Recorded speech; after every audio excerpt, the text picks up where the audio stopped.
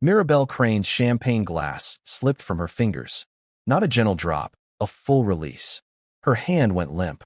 The crystal hit the marble floor of the Helix Estate ballroom and exploded into 1,000 glittering pieces. 200 guests turned toward the sound. Cameras flashed. Security moved. But Mirabelle didn't move. She stood frozen, staring at a 12-year-old black girl in a green dress 20 feet away. The girl wasn't doing anything extraordinary. She was just walking between tables, clutching a small plate of hors d'oeuvres, her golden beaded braids swaying with each step. But around her neck hung a thin gold chain, and at the end of that chain, an oval locket. Worn, scratched. The kind of jewelry you inherit, not buy. Mirabelle knew that locket. She had touched it last 34 years ago. Her chest tightened. The ballroom lights became too bright. The chatter around her turned into white noise. Someone called her name. She didn't hear it. Her eyes locked on the pendant as the girl moved closer, unaware she was being watched. Mirabelle's perfectly applied makeup couldn't hide the color draining from her face. Her pearl necklace felt like a noose. This wasn't possible. That locket had disappeared with her daughter Seraphine in 1991. Seraphine, who had been erased from every family photo, every company record, every mention in the press. Hi friend, before we continue the story, kindly tell us where are you watching from? And hit that subscribe button now for you to get more, and I have something new for you tomorrow. Stay tuned. Thanks, let's continue. A waiter bent to collect the shattered glass. Mirabelle's head of security, Marcus, appeared at her side. Mrs. Crane, are you all right? She waved him off without looking. Her legs felt weak, but she forced herself forward. One step. Two. The girl turned slightly, laughing at something another scholarship kid said. The locket caught the chandelier light, and Mirabelle saw it clearly now. The engraving on the back. The tiny dent on the left side from when Seraphine had dropped it as a child. This wasn't a replica. This was the real thing. Mirabelle's billion-dollar empire had survived hostile takeovers, federal investigations, and media storms. She had faced down senators and CEOs without flinching.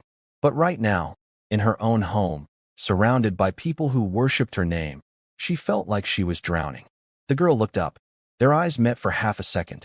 Then someone stepped between them, and the moment broke. But Mirabelle had already made her decision. She needed that girl alone. She needed answers. And she needed them before anyone else noticed what she had just seen. Who was this child? And how did she get Seraphine's locket? Mirabelle crossed the ballroom like a predator.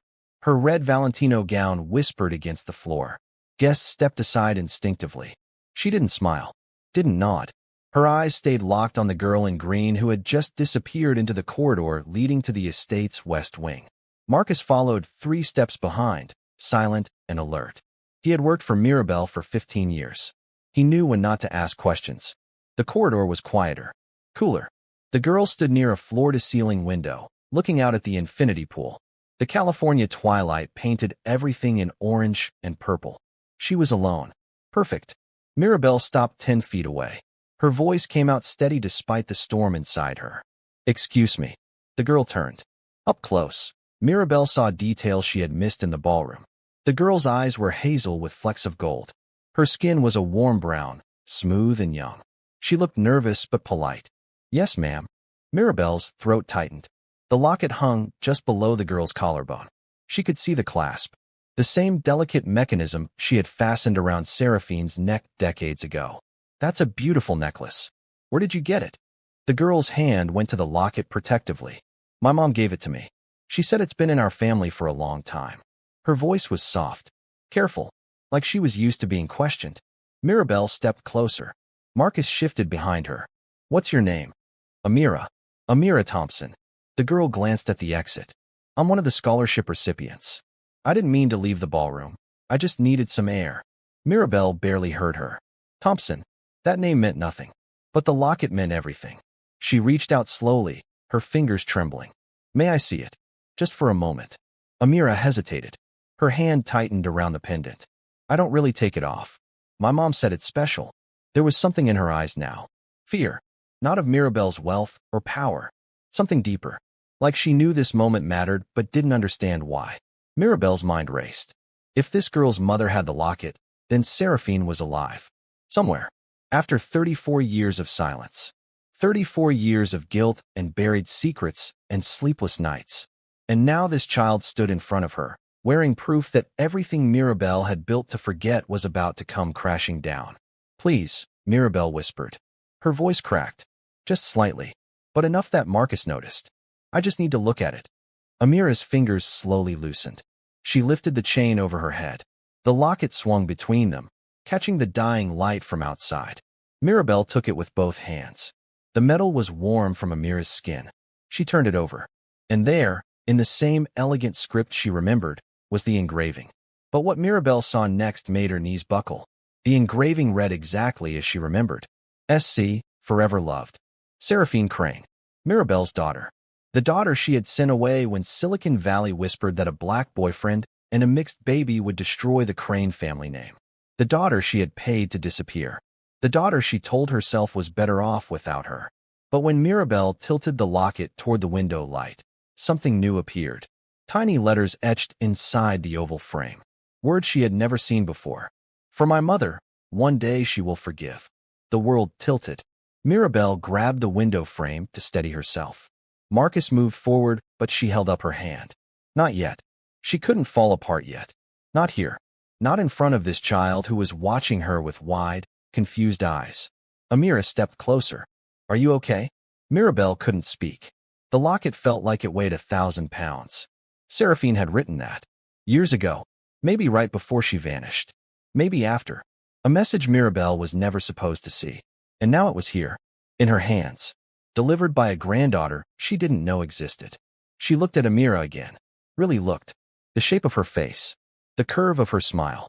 The way she held herself with quiet dignity despite being surrounded by wealth she'd never known. Mirabelle saw Seraphine in every detail. And she saw herself too. The high cheekbones. The determined chin. This wasn't just any scholarship kid from East Oakland. This was family. "How old are you?" Mirabelle's voice was barely above a whisper. 12. "I'll be 13 in April." The timeline fit. Seraphine had been 19 when she left. If she'd had this child soon after, the math worked perfectly. Mirabelle's heart hammered against her ribs. She needed to sit down. She needed air. She needed answers.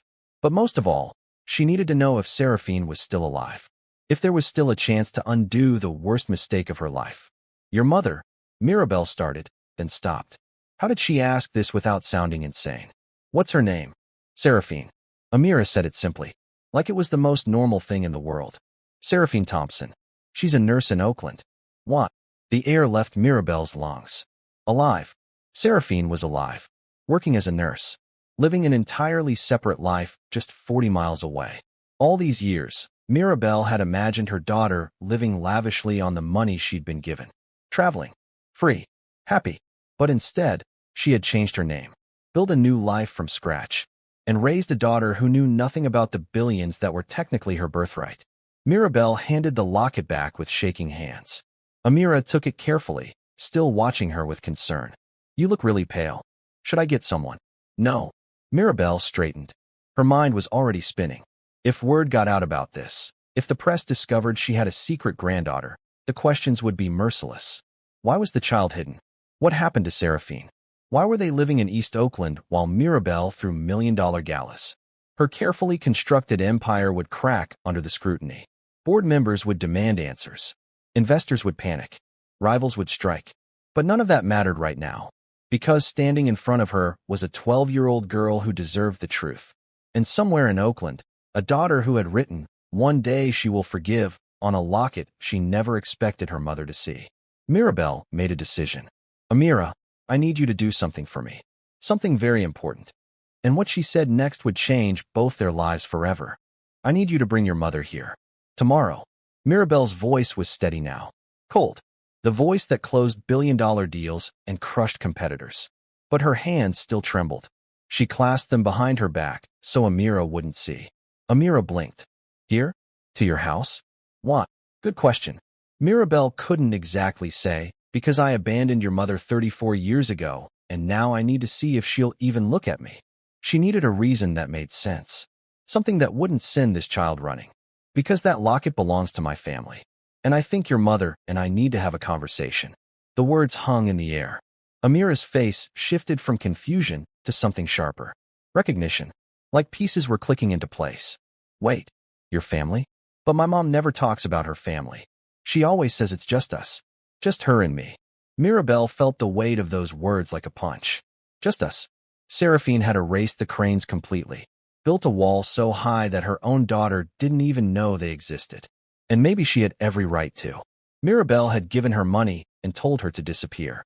She had chosen reputation over her child, business over blood, and Seraphine had taken that rejection and turned it into a new life. But now the wall was crumbling. I understand this is confusing, Mirabelle said carefully, but I promise I'll explain everything tomorrow. Can you ask your mother to come? Tell her it's about the locket. Tell her. She paused. What could she say that wouldn't sound desperate? Tell her Mirabelle Crane wants to speak with her. Amira's eyes widened. You're Mirabelle Crane? Like the billionaire. Of course. The girl had no idea who she was talking to. She'd been brought to the gala as a scholarship kid, probably given a name tag, and told to be polite. She didn't know she was standing in front of one of the most powerful women in Silicon Valley, or that the woman was technically her grandmother. Yes, Mirabelle said simply. Amira looked down at the locket in her hands, then back at Mirabelle. Her young face showed a dozen emotions at once. Fear, curiosity, suspicion. Why would someone like you care about my mom's necklace? Because it's not just a necklace.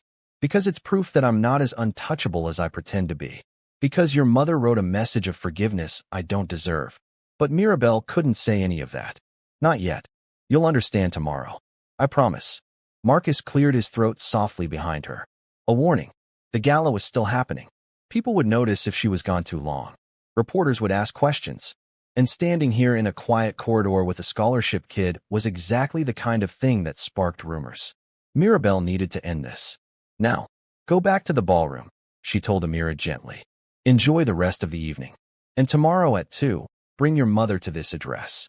She pulled a business card from her clutch and handed it over. Heavy stock, gold embossed, the kind of card that opened doors.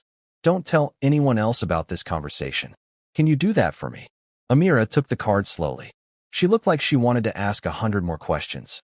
But something in Mirabelle's face must have stopped her. She nodded. Okay, I'll ask her. Thank you. Mirabelle turned to leave, then stopped. One more thing. Amira? That locket. Keep it safe. It's more valuable than you know. She walked away before the girl could respond.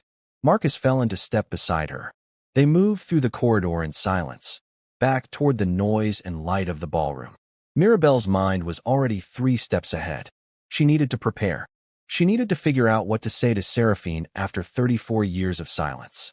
She needed to decide how much truth to reveal and how much to keep buried. But most of all, she needed to brace herself for the possibility that Seraphine wouldn't come, that the message on the locket was a fantasy, that forgiveness was never really an option. As they reached the ballroom entrance, Marcus finally spoke. Should I prepare the security team for tomorrow? Mirabelle thought about that. Security. Cameras. The full fortress protocol she used for high-stakes meetings. But this wasn't a business deal. This was family. Broken, damaged family. No, she said quietly. Just me. No one else. Marcus looked surprised but nodded. They stepped back into the light and sound. Guests were laughing, dancing, completely unaware that the woman who ruled their world had just had her foundation shaken to its core. Mirabelle picked up a fresh champagne glass from a passing waiter and smiled at a tech CEO who waved from across the room. Perfect control, perfect composure. But inside, she was counting down the hours until 2 o'clock tomorrow, and praying that Seraphine would actually show up. The next day arrived too fast and too slow at the same time. Mirabelle spent the morning pacing the glass-walled study where she'd first seen the locket up close. She'd barely slept. Every time she closed her eyes, she saw Seraphine's face at 19. Angry, hurt, begging her to choose differently. And every time, Mirabelle had chosen the business, the reputation, the empire. Now the empire felt hollow. At 1:55, Marcus informed her that a woman and a young girl had arrived at the gate. Mirabelle's stomach twisted. She'd faced hostile boardrooms, federal investigators, and primetime interviews without breaking a sweat. But the thought of seeing her daughter again made her hands shake. She told Marcus to let them in. Then she stood by the window and waited. Footsteps echoed in the hallway. 2 sets. One light and quick. One slower. Hesitant. The study door opened. Amira entered first, wearing jeans and a simple yellow hoodie. Behind her came a woman in scrubs. Tired eyes. Hair pulled back in a practical bun. No makeup. No jewelry except for a plain watch. She looked nothing like the glamorous Seraphine that Mirabelle remembered. She looked like someone who had worked double shifts and raised a child alone and survived despite every odd stacked against her. She looked like someone Mirabelle had failed. Their eyes met. Seraphine stopped walking. Her face went pale, then red, then hard as stone. You, she whispered. Not mom. Not mother. Just you. Mirabelle opened her mouth, but nothing came out. What did you say to the daughter you abandoned? How did you start a conversation that should have happened decades ago? Amira looked between them, her confusion growing. Mom? Do you know her? Seraphine didn't take her eyes off Mirabelle. Yeah, baby. I know her. Her voice was cold, controlled. The same tone Mirabelle used in hostile negotiations. Like mother, like daughter. She's the woman who paid me $50,000 to disappear and never contact her again. The words landed like bullets. Amira gasped. Mirabelle flinched. She wanted to explain, to justify, to say that it wasn't that simple. But it was. It absolutely was. She had chosen money over her child. And no amount of success or philanthropy or billion-dollar valuations would ever change that. Seraphine. Mirabelle started, but her daughter held up a hand. Don't you dare try to explain. Seraphine's voice shook. 34 years of anger rising to the surface. You made yourself very clear back then. Your precious reputation was more important than your own daughter. More important than your grandchild. You were pregnant? Mirabelle's voice cracked. I didn't know until after I left. And by then, I'd already decided I was done with you. Done with your world. Done with being the embarrassment you had to hide. Seraphine pulled Amira closer. Protective. So why are we here? Why now? Mirabelle looked at the locket around Amira's neck. The inscription. For my mother, one day she will forgive. She took a shaky breath. Because I saw the message you left. And I need to know if there's any part of you that meant it. Seraphine's expression flickered. Just for a second. Pain. Longing. Old wounds reopening. Then the stone wall came back up. That was a long time ago. I was young. Stupid. I thought maybe you'd change. That maybe you'd realize what you threw away. I did, Mirabelle whispered. Every single day. But would those words be enough to bridge 34 years of silence? Or was it already too late? Seraphine's hand trembled against Amira's shoulder. The study felt too small. Too bright. Mirabelle watched her daughter's chest rise and fall with controlled breaths. Anger management breathing. The kind nurses learned to handle difficult patients. Every single day, Seraphine repeated, her voice sharp. You thought about me every single day while you built your empire. While you were on magazine covers. While you threw parties for strangers' kids, but couldn't pick up a phone for your own daughter. Mirabelle stepped forward. I looked for you. After the first year, I tried to find you. The account I set up, you never touched it after the initial withdrawal. Because I didn't want your guilt money. Seraphine's eyes blazed. I got a job. 2 jobs. I put myself through nursing school while pregnant. I delivered my daughter in a county hospital with no family there. No one to hold my hand. Do you know what that feels like? Amira pulled away from her mother. Mom, you never told me any of this. You said my grandmother was dead. She was dead to me. Seraphine didn't break eye contact with Mirabelle. And I thought that was better than explaining that she chose a business reputation over us. The room went silent. Outside, a gardener's leaf blower hummed in the distance. Normal sounds in an abnormal moment. Mirabelle felt the weight of 34 years crushing down on her shoulders. Her therapist had told her once that guilt was useless without action. Well, here was her chance for action. But what could possibly make up for 3 decades of absence? You're right, Mirabelle said quietly. About all of it. I was a coward. I let other people's opinions matter more than my own daughter. I convinced myself you'd be better off without me dragging you through the spotlight. She paused. Her voice dropped even lower. But I never stopped being your mother. And when I saw that locket yesterday, when I saw Amira, I realized I've been given something I don't deserve. A second chance. Seraphine laughed. Sharp and bitter. A second chance? You think you can just apologize and we're family again? That's not how this works. I know. Mirabelle's composure cracked. Her eyes filled, but she refused to let the tears fall. Not yet. But I'm asking anyway. Not for me. For Amira. She deserves to know her family. All of it. The good and the terrible. Amira looked at the locket in her hands. Then at Mirabelle. Then at her mother. Is she really my grandmother? Seraphine's shoulders sagged. The fight drained out of her just slightly. Yes, baby. She is. Then why didn't you tell me? Amira's young voice carried a pain that made both women flinch.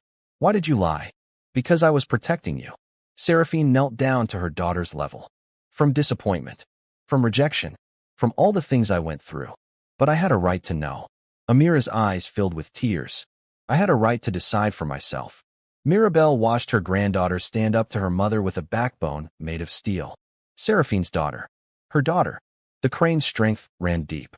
Even when everything else was broken, that remained. She's right, Mirabelle said softly. She has a right to know everything. Including the trust fund I set up in your name the day you were born, Seraphine. The one you never accessed. It's worth $43 million now. The number hung in the air like a bomb waiting to explode. Seraphine stood up fast. Too fast. She stumbled and caught herself against the desk. What did you just say? 43 million. Mirabelle pulled a folder from her desk drawer. She'd prepared for this. Hoped for this. Documents showing every deposit, every investment, every year of compound interest. I added to it every birthday, every Christmas, every milestone I missed. I couldn't be there, but I could make sure you were taken care of. Taken care of? Seraphine's voice rose. I worked 16-hour shifts.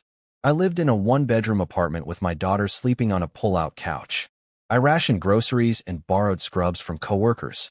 And you're telling me there was $43 million sitting in an account with my name on it. Amira grabbed the folder. Her hands shook as she flipped through pages of financial statements. Numbers that didn't make sense to a 12-year-old, but clearly meant something huge. Mom, this is real. Look at the dates. She's been putting money in since before I was born. I don't care. Seraphine backed toward the door. I don't want it. I don't want anything from her. It's not about what you want anymore. Mirabelle's voice turned hard. The CEO voice. The one that closed deals and demanded compliance. That money belongs to you legally. And more importantly, it belongs to Amira. You can hate me forever, Seraphine. You have every right. But don't punish your daughter because of my mistakes.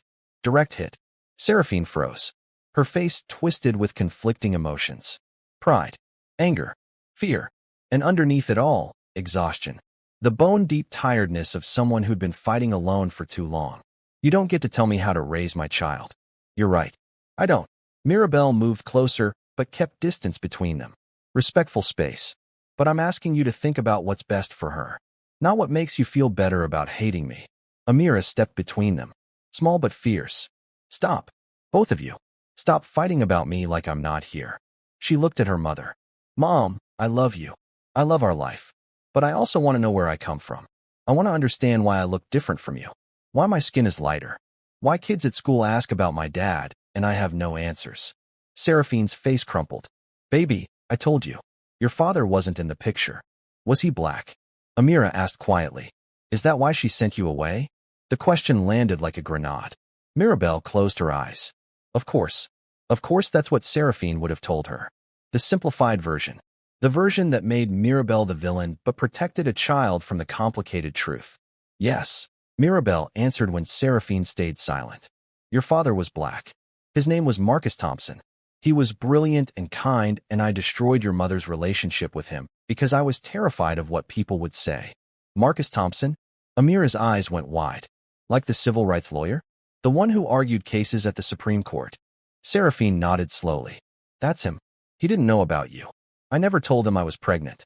By the time I found out, he'd already moved to D.C. for his career. Does he know now? Amira's voice was small. No. Seraphine looked at Mirabelle. And he's not going to. We agreed, remember? Part of your deal. I disappear completely. No contact with anyone from my old life. Mirabelle felt sick. She demanded that. Insisted on it. Made sure there was no trail leading back to the Crane family name. And in doing so, she'd robbed her granddaughter of a father. Of a whole identity. That deal is void, she said firmly. As of right now, if you want to contact him, I'll help. I'll do whatever it takes. Why? Seraphine's voice broke. Why now? After all this time, why do you suddenly care? Because yesterday I saw my granddaughter for the first time, and I realized that no amount of money or success will ever matter as much as family. Mirabelle's voice shook.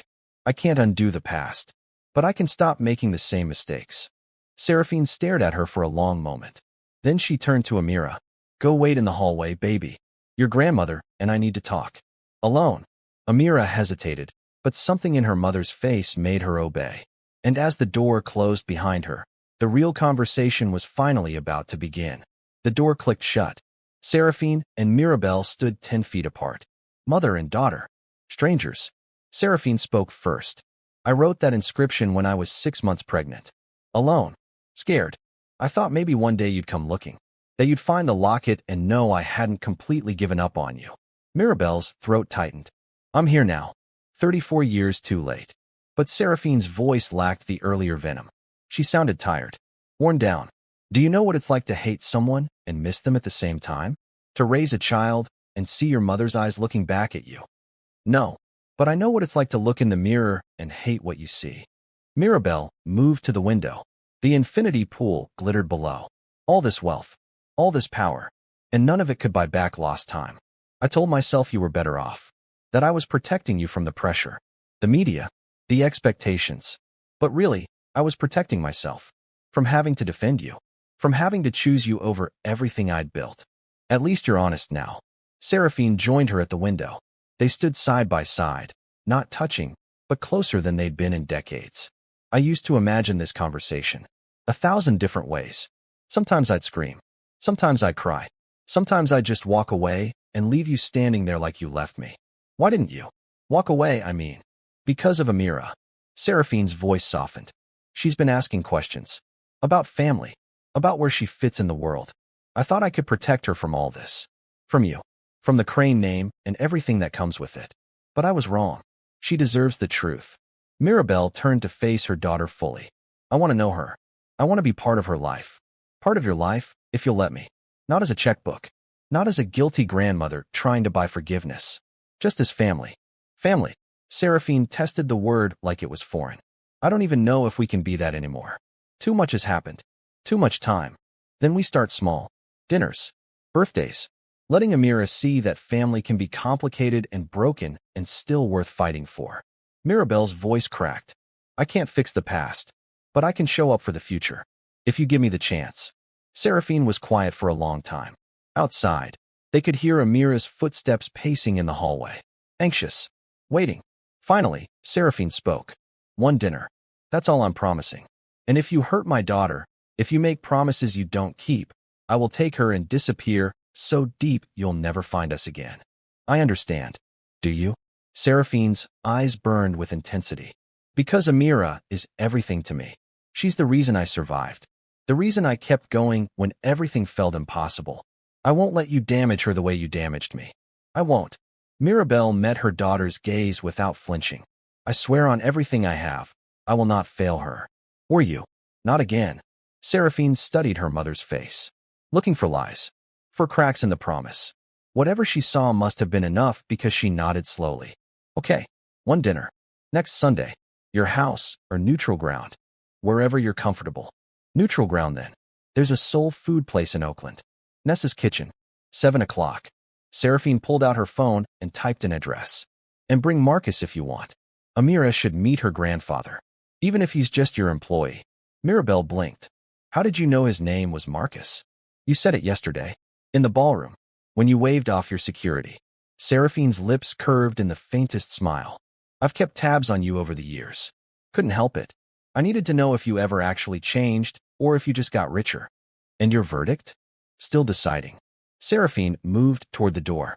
But seeing you shake when you saw Amira? Hearing your voice crack just now? That's new. The Mirabelle Crane I knew never cracked. She just pushed forward no matter who got crushed. She opened the door. Amira stood on the other side, trying to look like she hadn't been listening. Failing completely. Seraphine pulled her daughter close. Come on, baby. We're leaving. But Amira looked between them. We're having dinner with your grandmother next Sunday. At Nessa's. You can ask all your questions then. Seraphine guided her toward the hallway. At the threshold, she paused and looked back at Mirabelle. Don't make me regret this. I won't. Mirabelle whispered to the empty room. And for the first time in 34 years, she actually believed she could keep that promise. Sunday arrived like a countdown clock hitting 0. Mirabelle stood outside Nessa's kitchen at 6:55, wearing jeans and a simple blouse. No designer labels. No jewelry except her wedding ring from a marriage that had ended a decade ago. Marcus waited in the car, uncertain if he'd be welcome. She'd asked him to come, told him the whole story on the drive from Atherton to Oakland. He'd listened in silence, then said quietly, "I'm honored you trust me with this." The restaurant was small, warm. The smell of fried chicken and collard greens poured out every time the door opened. Nothing like the Michelin-starred places Mirabelle usually frequented. She loved it immediately. A bell chimed as she stepped inside. Seraphine and Amira sat in a corner booth. They'd arrived early. Mirabelle's chest tightened. They came. They actually came. Amira waved. Shy but genuine. Seraphine's expression was guarded but not hostile. Progress. Mirabelle slid into the booth across from them. "Thank you for coming. We said we would." Seraphine pushed a menu toward her. "Order whatever you want. Our treat. I invited you. I should pay." "No." Seraphine's voice was firm. "This is my world. My neighborhood. We do this my way." Mirabelle nodded, understanding the power dynamic, respecting it. A waitress came by and took their orders. Fried catfish, mac and cheese, sweet tea, comfort food that reminded Mirabelle of her own grandmother's kitchen a lifetime ago. Before wealth, before Silicon Valley, before everything got complicated, Amira broke the ice. "So you really built a robot company from nothing?" "Not from nothing. I had investors, a team. But yes, I built it." Mirabelle smiled. "Do you like science?" "I love it. Especially biology. I want to be a doctor. Like Mom, but different. Maybe research. Finding cures." Amira's eyes lit up when she talked. The same passion Mirabelle remembered having at that age. Before adults told her girls didn't belong in tech. "There's a lab at Stanford doing incredible work on cellular regeneration. I fund their research. If you're interested, I could arrange a tour." Amira's face glowed. "Really? That would be amazing." Seraphine cut in. "Let's not get ahead of ourselves. This is just dinner. Right?" "Sorry." Mirabelle backed off. Too fast. Too much. She needed to slow down. But sitting across from her granddaughter, seeing the intelligence and curiosity and potential, made her want to give everything. Every opportunity. Every advantage. The food arrived. They ate in relative silence for a few minutes. Then Seraphine asked the question Mirabelle had been dreading. "Why didn't you fight for me? Back then, when it mattered?" Mirabelle set down her fork. "Because I was raised to believe that reputation was everything. That what people thought of the Crane name mattered more than personal happiness. My father drilled that into me from childhood. And when you told me about Marcus, about the pregnancy, all I could think was how the board would react. How investors would pull out. How competitors would use it against me. So you chose them over me." "Yes. And I've regretted it every day since." Mirabelle looked directly at her daughter. "I wish I could say I was young and stupid. But I was 42. Old enough to know better. Old enough to be brave. I wasn't. I was a coward. And you paid the price." Amira watched them both, her young face serious. "But you're trying now. That counts for something, right?" "Does it?" Seraphine asked her daughter. "Does trying later make up for failing when it mattered?" "Maybe not make up for it. But it's better than never trying at all." Amira reached across the table and took Mirabelle's hand. Small fingers wrapping around wrinkled ones. "I think people deserve second chances, even when they mess up really bad." Mirabelle's eyes filled. She didn't try to stop the tears this time. They fell quietly, landing on the checkered tablecloth. Seraphine watched, her expression unreadable. Then slowly, carefully, she reached out and took Mirabelle's other hand. Mother and daughter, connected across decades of pain. "This doesn't fix everything," Seraphine whispered. "You hurt me, deeply, and that's not going away because of one dinner. I know. But maybe, eventually, we can build something new. Not the family we should have been, but the family we can be now." Seraphine's voice shook. "For Amira. And maybe, someday, for us too." Mirabelle squeezed both their hands and whispered the only words that mattered. "I'm here. I'm not going anywhere. Not ever again." 3 months later, Mirabelle stood in her study holding a photograph. Seraphine, Amira, and herself at Amira's 13th birthday party. Smiling. Real smiles. Not the practiced ones she wore for cameras. Marcus had taken the picture before joining them at the table. He'd met Amira officially now. She called him Mr. Marcus and asked him endless questions about security systems and technology. He'd started teaching her basic coding on weekends. The locket sat on Mirabelle's desk. Seraphine had given it to her during the party. Keep it, she'd said. Not as a prize, but as a reminder of what we almost lost, and what we're fighting to keep. Mirabelle picked it up now, running her thumb over the inscription. For my mother, one day she will forgive. She'd asked Seraphine about forgiveness last week. Her daughter had been quiet for a long time before answering. I'm working on it. Some days are easier than others. But I'm trying. For Amira. For myself. Maybe even for you. That was enough. More than Mirabelle deserved. She'd introduced Amira to the board last month. Not as a publicity stunt. As family. Her granddaughter.